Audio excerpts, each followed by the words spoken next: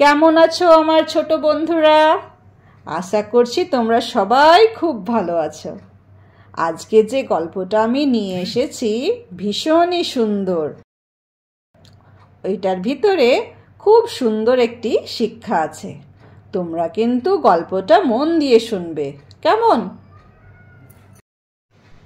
আজকে যে গল্পটা পড়ে শোনাবো সেইটির নাম হচ্ছে পর্বত এবং মুশিক, মানে পাহাড় এবং ইঁদুর।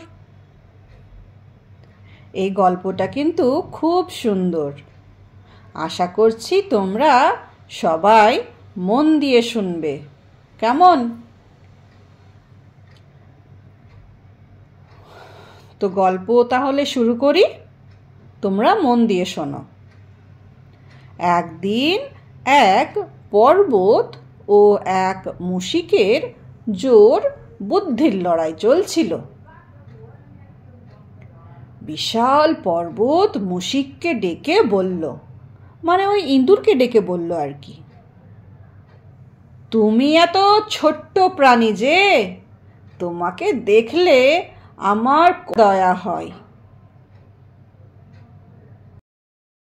ইঁদুর কিন্তু পর্বতের এই কথাগুলো শুনে রেগে গেল। আর রেগে গিয়ে কি বলল জানো? তখন সে তীব্রভাবে জবাব দিল, আমি জানি যে আমি তোমার মতন দীর্ঘকায় নয়, তোমার মতন অত বিশাল বড় নয়, কিন্তু তাতে কি ভাইয়া, তুমি তো আমার মতন ক্ষুদ্রে হতে পারো না, আমার মতন ছোট্ট প্রাণী হতে পারো না। পারবে কি তুমি আমার মতন ছোট প্রাণী হতে, বলো?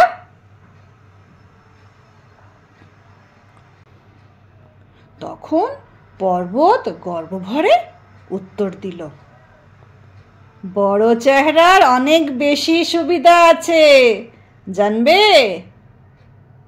তুমি জানবে যে বড় চেহারার কত সুবিধে? এই দেখো না, আকাশে এই মুহূর্তে কত মেঘের দল ভেসে বেড়াচ্ছে। মেঘের এই স্বচ্ছন্দ গতিকে আমি আমার ইচ্ছে করলেই রোধ করতে পারি। দেখছো, আমি কিন্তু ওদের যে গতিতে উড়ে বেড়াচ্ছে আকাশে, সেটার কিন্তু একদম আমি থামিয়ে দিতে পারবো। তুমি কি পারবে মুশিক ভাইয়া? তুমি তো পারবে না। ইঁদুর তখন মাথা নেড়ে বলল, হ্যাঁ ভাইয়া, তা তুমি অনায়াসে পারো, এটা কিন্তু আমি স্বীকার করছি। তুমি ওই উড়ে বেড়ানো মেঘগুলোকে তোমার দীর্ঘকায় শরীর দিয়ে আটকে দিতে পারো, ওরা তাহলে আর উড়ে বেড়াতে পারবে না, তুমি ওদেরকে আটকে দিতে পারবে। কিন্তু ভাই, তোমার পাদদেশে শরীরে বিভিন্ন অংশে বড় বড় গর্ত করতে একমাত্র আমি শুধু পারি, জানো? তোমার যে বিশাল শরীরটার ভিতরে জায়গা জায়গাতে আমি কিন্তু ঠিক ছাদা করে দিতে পারবো। তুমি কি আমায় তাতে বাধা দিতে পারবে? তুমি কিন্তু আমায় বাধা দিতে পারবে না পর্বত ভাইয়া, তুমি পারবে না আমাকে আটকাতে। এই বলে ক্ষুদ্র মুশিক বিশাল ও শক্তিশালী পর্বতকে নিজের বুদ্ধি ও যুক্তির কৌশলে তাকে পরাজিত করল। এই গল্পটা থেকে আমরা কি শিক্ষা পাই? এই গল্পটা থেকে আমরা এটাই শিক্ষা পাই যে পৃথিবীতে ছোট বড় সকলেরই সমান প্রয়োজন আছে, তাই না? যেমন একটা বিশাল পর্বতর দরকার আছে, অমনি একটা ছোট্ট ইঁদুরেরও দরকার আছে।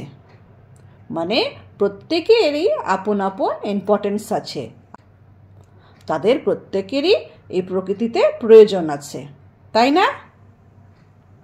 ঠিক আছে, আমার এই গল্পটা যদি তোমাদের ভালো লেগে থাকে তাহলে একটি লাইক দিও আর কমেন্টে জানিও। কেমন? আজ তাহলে আসি।